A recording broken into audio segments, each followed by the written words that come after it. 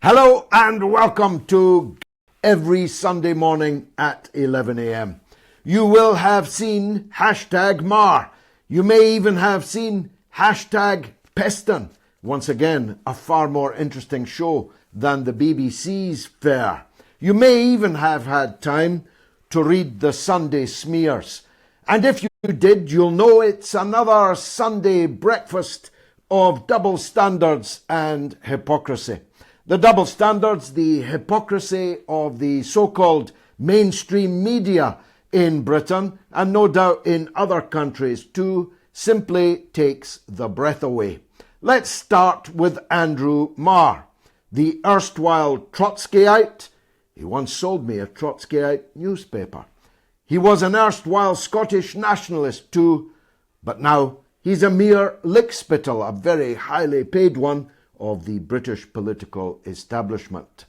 There he was. Now, apparently a lot of people have sex on a Sunday morning, but nothing like the Roman orgy of sex on the television and in the newspapers this morning.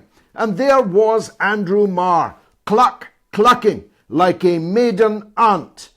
Just Google Andrew Marr's own private life and rather public indiscretions in recent years. But there he was, grilling the, at the time of recording, UKIP leader Henry Bolton in the most prurient and frankly absurd way. How about this from a British political correspondent, himself a serial adulterer, asking a political leader live on television, "Do you still love your girlfriend?" What business is it of Andrew Marr whether Henry Bolton loves his girlfriend? I've got a prediction to make about the Henry Bolton affair, and it's this. Remember, you heard it here first.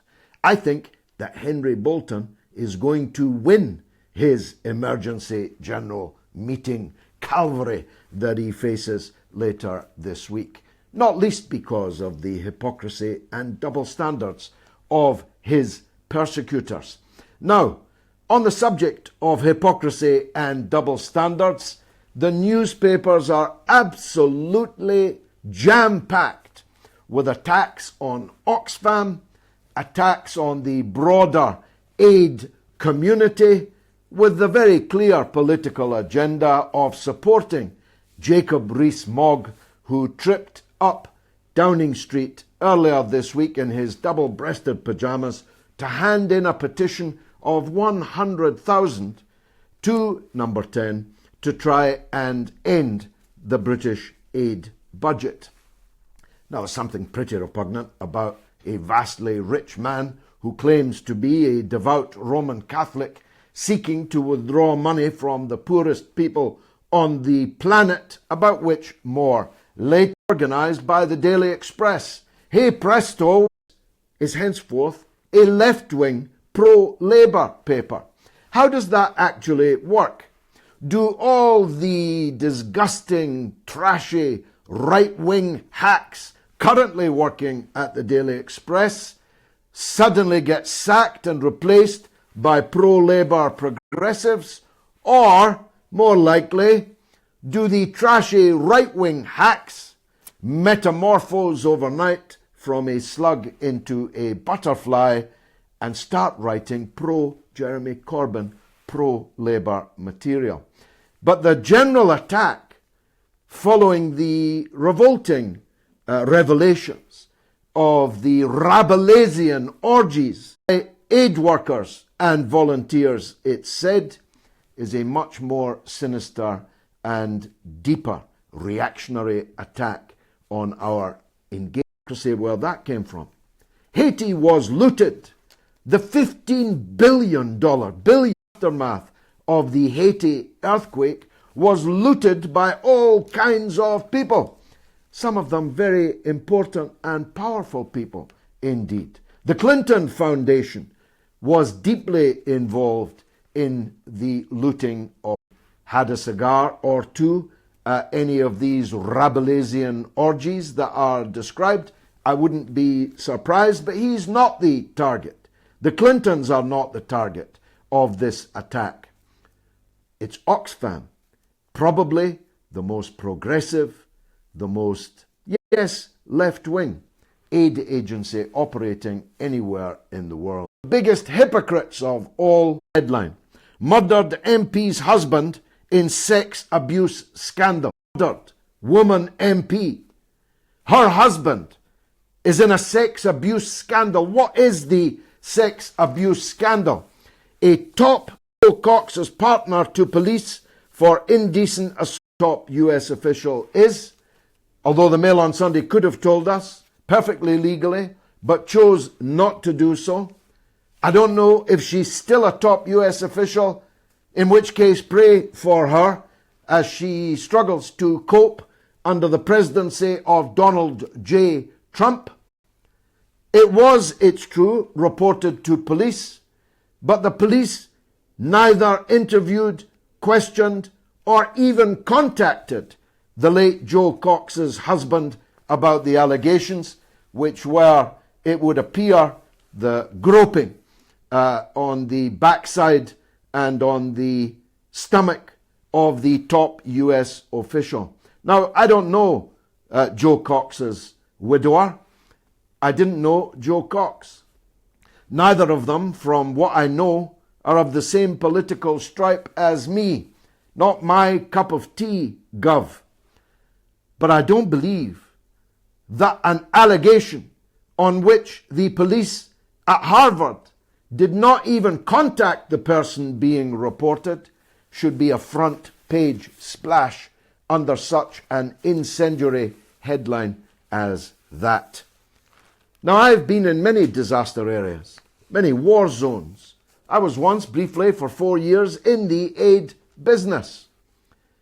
And I've got to tell you, the aid workers I knew were virtually to a man and woman geeks, certainly by comparison with the journalists who were covering the same earthquakes, natural disasters, and wars as the aid workers were ministering in. The geeks I knew would rather spend their time in a rather shabby hotel room reading the latest Oxfam report on the country. But the journalists were something else. And one day I may write all about that. Now, talking of Roman orgies, here's a great story in The Observer. I pick it out because it's actually the only story in The Observer, increasingly a waste of fallen trees. It is this: Martin Scorsese, the maker of Taxi Driver and Goodfellas, is teaming up with a British writer, Mr. Michael Hirst, to make an epic on the Romans. Now, both Scorsese and Mr. Hirst have a deep, we're told, and abiding interest in the Romans. I'll tell you what the segue is here. If the Romans had arrived in Britain in my time, I would have fought them. I wouldn't have said, they're offering me a bath, they're offering me a straight road, and enslaving my country, as Boadicea, who remained unconquered by the few. Some people think that man lives by bread alone. Man, woman, neutral pronoun, lives by bread alone. I don't. And I don't think most people in this country live that way either. Some things are just as important as bread. One of those pounds in profits and dividends to private shareholders, but takes the view that the rain that God sends us should be free to all of us and in public ownership. And on the Peston show today, who was there but a man who many people believe should be speaking in The Hague rather than on ITV, Alistair Campbell, Tony Blair's fellow war criminal, who paved the way to the invasion and occupation of Iraq. And they thought the Iraqis would greet them with roses too. Alistair Campbell was introduced by Peston as Labour's Alistair Campbell. Is Jeremy Corbyn happy about that? Is Jeremy Corbyn happy that Alistair Campbell remains in the Labour Party on TV being described as Labour's Alistair Campbell? It's quite clear that John MacDonald, the People's Chancellor, in full bank manager mode for most of his interview on Peston, until he rounded quite rightly on the said Alistair Campbell for his incendiary, inflammatory attack on Labour's position on the European Union. Campbell, with Blair and George Soros, about whom more in a minute, is now in full-scale war against the decision of the British people to exit the European Union. You can all pick your sides in that argument. Personally, anything that Alistair Campbell tells me is true, I automatically assume to be false, because he's got form on that. Now, in the Mail on Sunday, a double-page spread by Guy Walters caught my eye. The real SSGB. Now, Mr.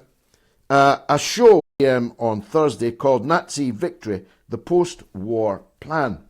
And this spread, and that programme, I presume, deals with the detailed planning of the Nazi would-be invaders at the Channel ports of what they were going to do in Britain if they conquered us, which, of course, they didn't. And that's why I'm not speaking to you today in German. I have a particular interest in this. I'm currently writing a historical novel called Queensway, which deals from my own perspective on who would have been what in the event of a Nazi occupation of Britain. Remember, they were massed only 20 or so miles away. Some of us would have fought them to the last drop of our own blood. Some of us would have collaborated with them, including in the Buckingham Palace in the background of this story. Others would have rushed out to sell them financial services. And on that point, I turn to the EU. Now, everybody knows, I hope, I strongly follow the line of Tony Benn, God rest his soul, and people like Dennis Skinner, thankfully in his 86th year, still fighting furiously. I take the view that we should never have joined the then European community, and we should leave the now European Union. Whatever you think about that is up to you. But I've got to tell you, it might be my age. Perfectly well believe that. But I take warnings and threats from Germans askance.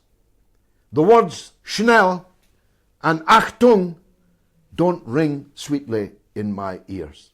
So I'm one of those who says to the Junkers of this world, the Berniers of this world, stop insulting us, stop threatening us. Because if you do, it's quite likely that we will decide to walk away from your European Union and trade with you on WTO terms like the rest of the world does, and you'll have to trade with us on WTO terms. And you can forget about your £50 billion divorce settlement. You can forget about us continuing to weigh in hundreds of millions. I stopped taking threats from David Lean's epic, The Bridge on the River.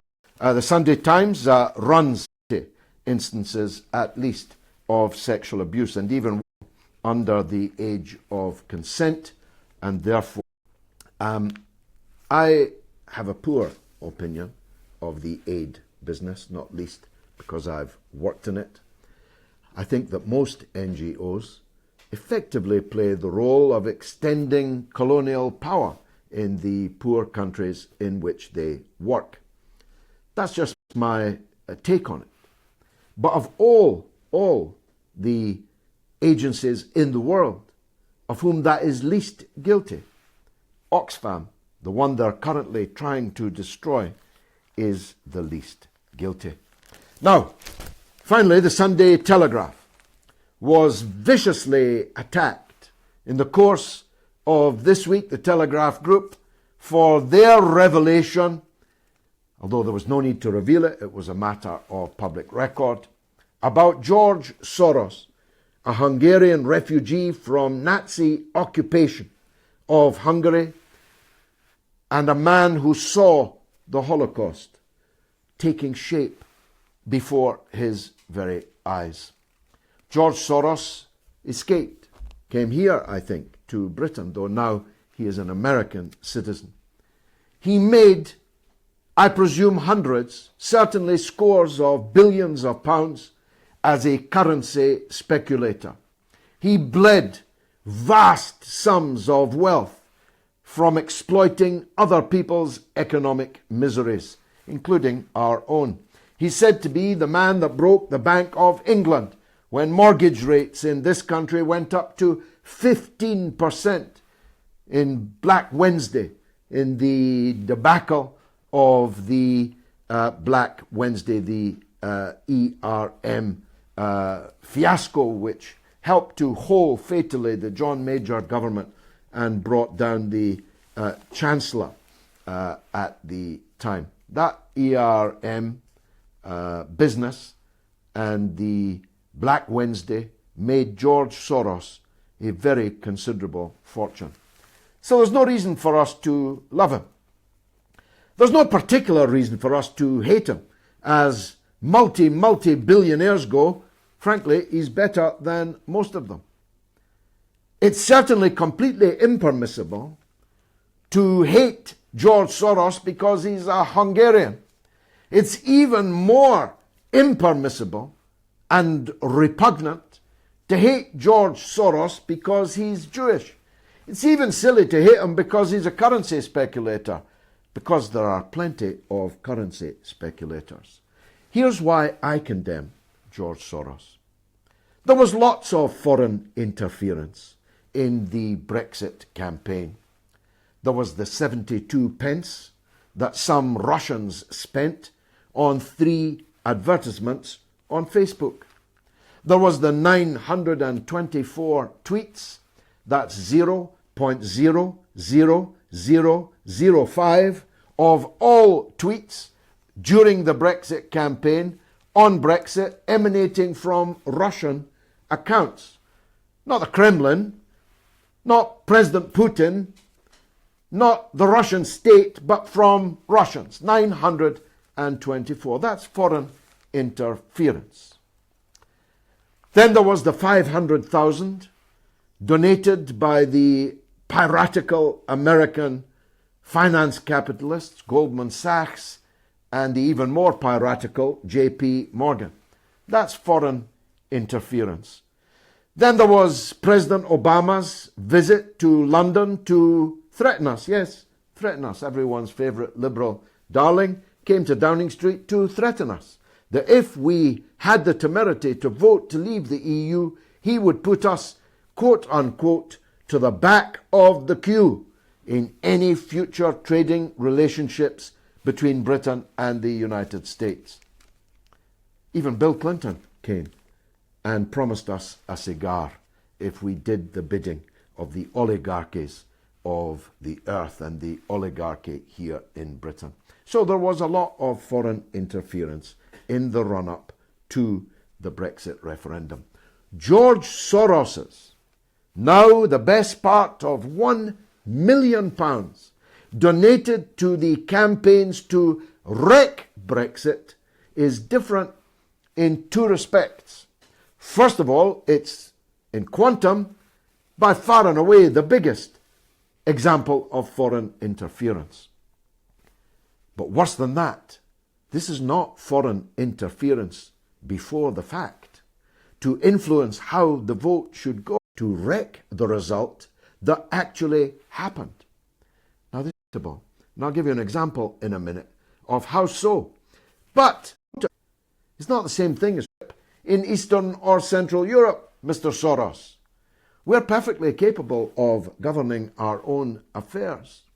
Indeed, we have fought and, frankly, will fight again to be an independent country more than capable of governing our own affairs.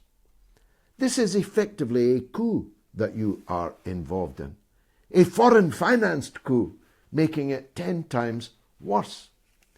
You have no right to try and wreck a decision the British people have already made. Now, you've already spent 700,000. Here's another prediction from me. You're going to spend many hundred thousands, maybe even many millions more. Alistair Campbell and crew need a lot of ammunition. They need more money, more money if they're going to wreck Brexit. It's completely unacceptable to me, and I believe the majority of citizens, throwing such huge sums of money in to divert the course of our history after we have altered it. And I say to those liberals, even some leftists, who leapt to George Soros's defense, imagine this scenario. Jeremy Corbyn becomes the leader of the largest party at the next general election. Doesn't mean that Her Majesty the Queen will ask him to form a government. All too clearly, foreign billionaires throwing millions of pounds into a campaign of destabilisation of British politics, of the British electorate, that Jeremy Corbyn deserves a chance to form a government. I can easily envisage that, can't you? And if you can, why are you defending George Soros? Of course there are anti-Semites out there, some of them in Britain, vastly more of them in your beloved EU. In Central and Eastern Europe, you've got people coming to power on anti-Semitic campaigns, even though there are virtually no Jews in their countries, those having been massacred in the Holocaust or having fled, like Mr. Soros. The EU, if you think there's anti-Semitism in Britain, you've never lived in the... It's not anti-Semitic to attack George Soros, although Hungarians and others undoubtedly are anti-Semitic. He is interfering of us in our democratic affairs. And lastly, as George Bush might put it, I have waited a whole week before issuing a writ against Landsman, because some people dear and near to me, who are pretty central to the political affairs, are busily trying to sort something out between him and me. I made it clear that that had to be done by today, or I would have to refer to this matter again.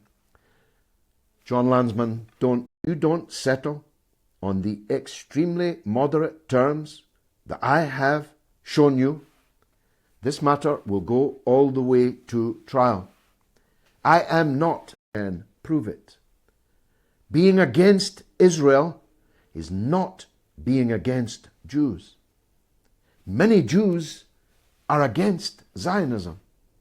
Most Zionists are not Jews.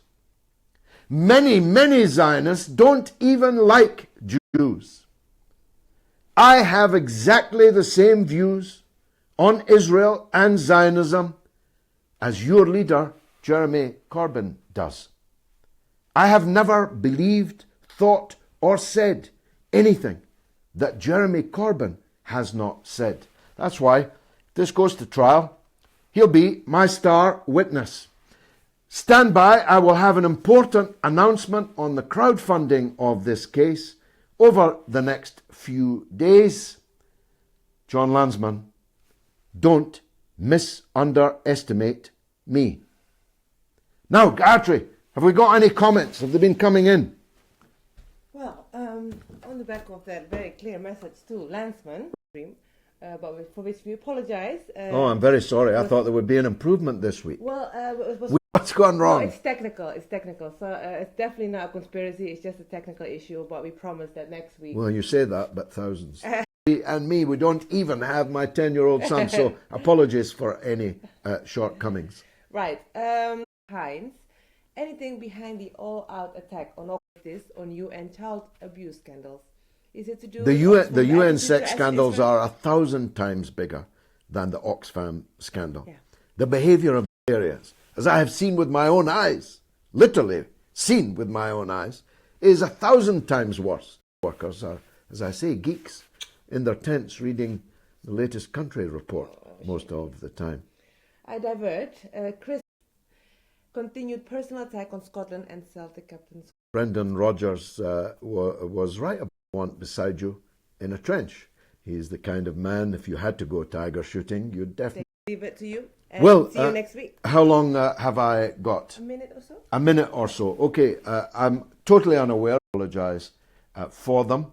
I hope it hasn't marred your viewing of this half-hour Galloway's Gospel episode too much. Stand by. Legal case for defamation against John Landsman. Diet of Sunday morning sex that we were treated to. Can't promise that. Can't promise anything. Who knows? That I promise you that is the gospel truth.